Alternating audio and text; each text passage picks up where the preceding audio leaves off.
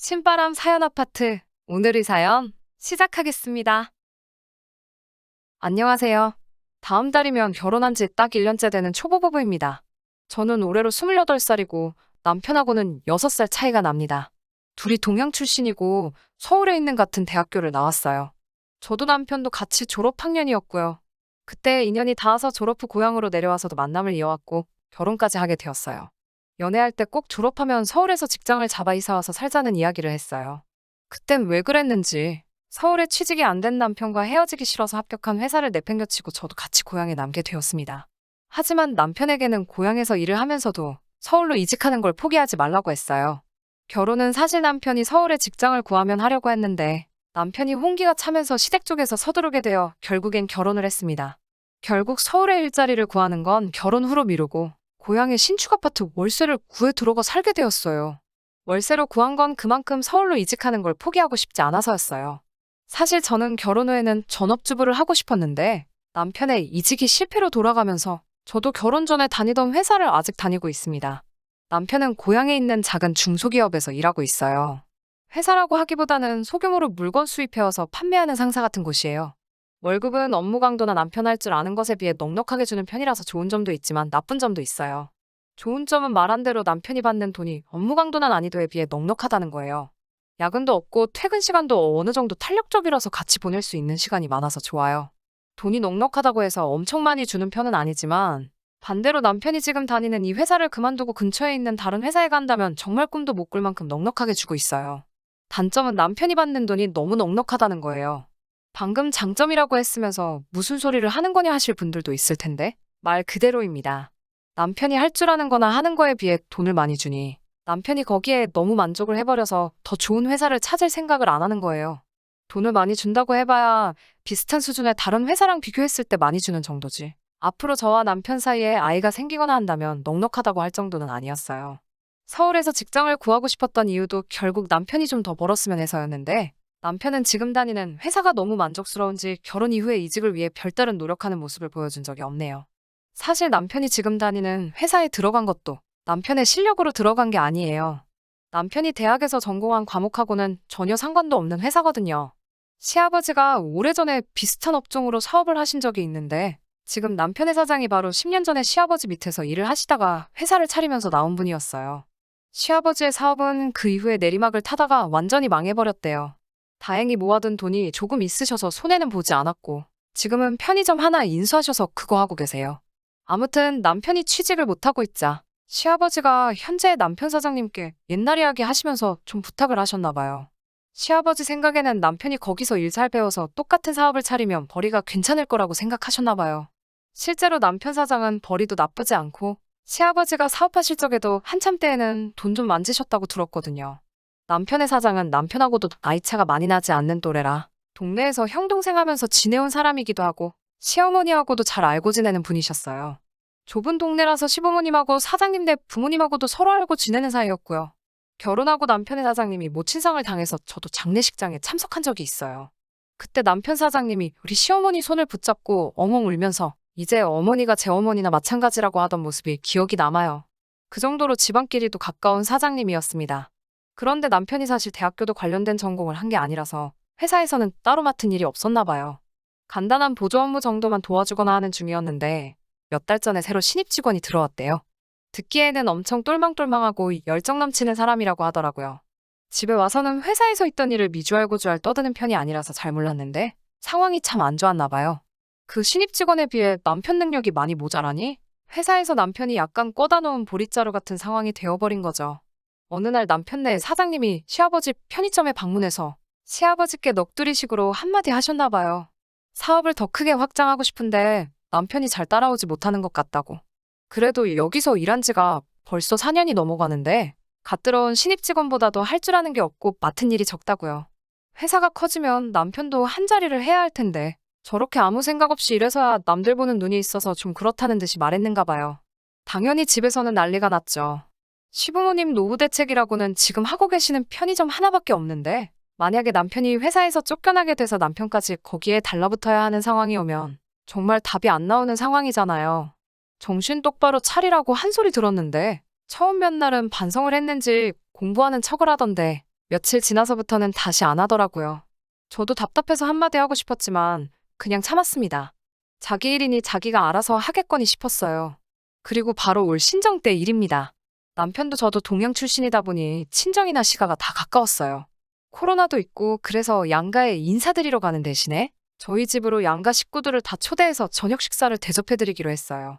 시어머니가 음식 준비하는 거 도와주신다고 시간보다 먼저 오셨고요. 같이 주방에서 음식 준비를 하면서 왜 그랬는지는 모르겠는데 남편 회사 일에 대한 이야기가 오고 갔어요.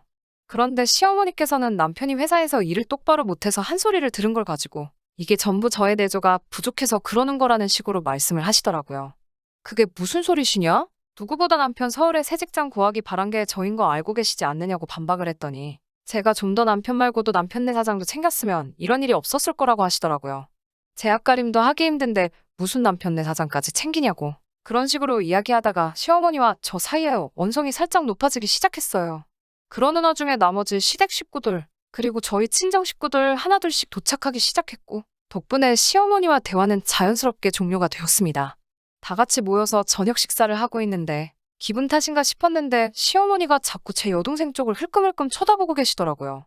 제 여동생은 올해 24살이고 이제 대학 졸업반이라 바쁠 텐데도 오랜만에 저 보러 온다고 서울에서 고향까지 내려왔어요. 식사가 끝나고 친정 부모님이 아는 분한테 좋은 술을 받았다고 분위기가 좋으니 좋은 술 한 잔 같이 하자고 하시면서 잠깐 자리를 비우셨어요.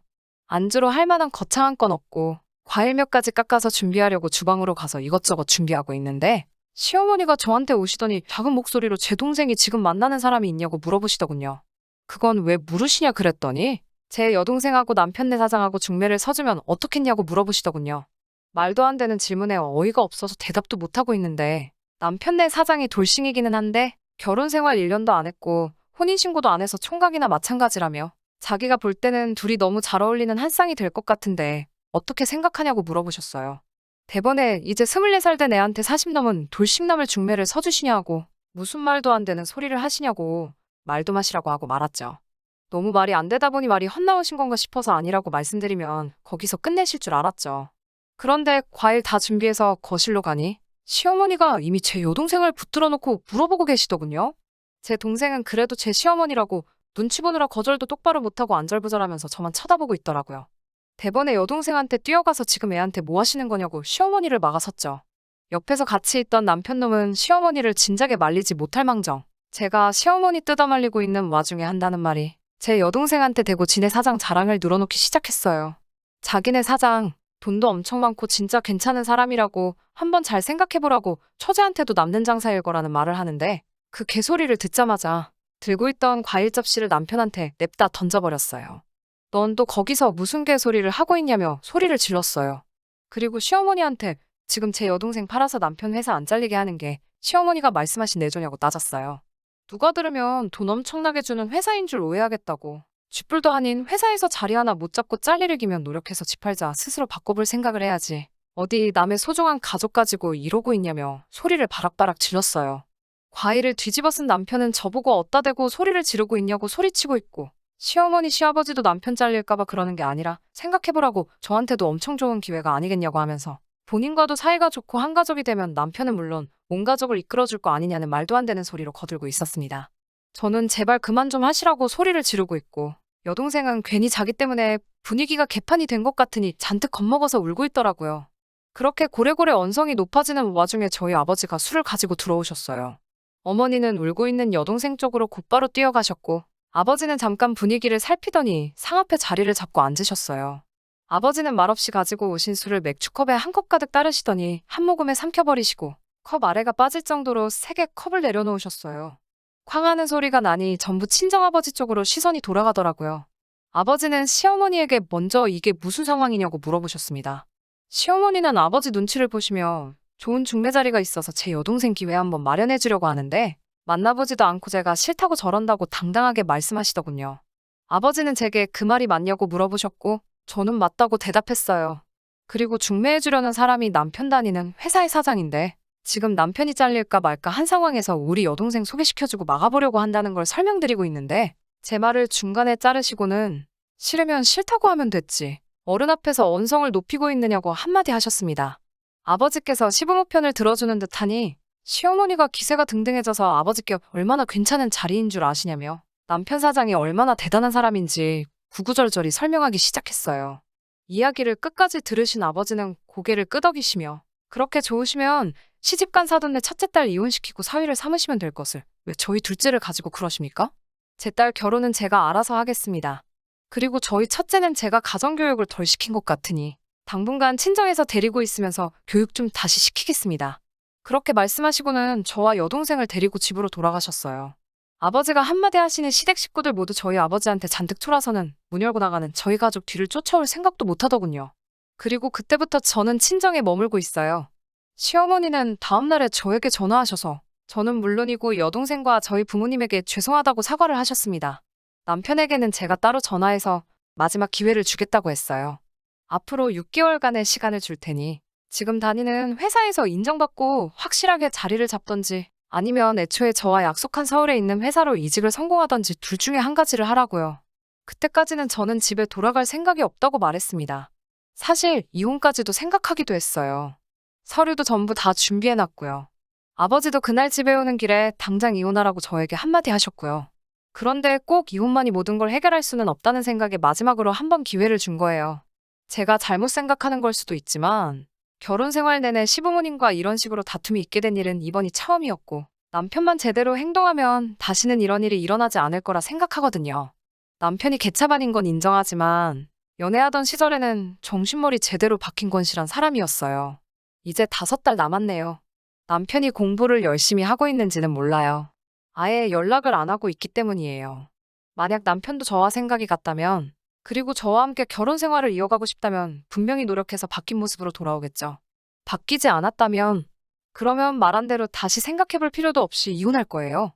사실 여기서 여러 가지 사연을 들으면서 저한테 벌어진 이 사건은 새발의 피라는 생각이 들기도 하지만 어디 가서 말할 만한 이야기도 아니고 여러 가지 의견도 들어보고자 사연 한번 적어봤습니다.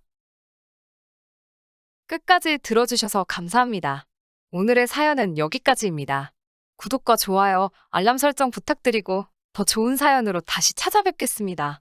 감사합니다.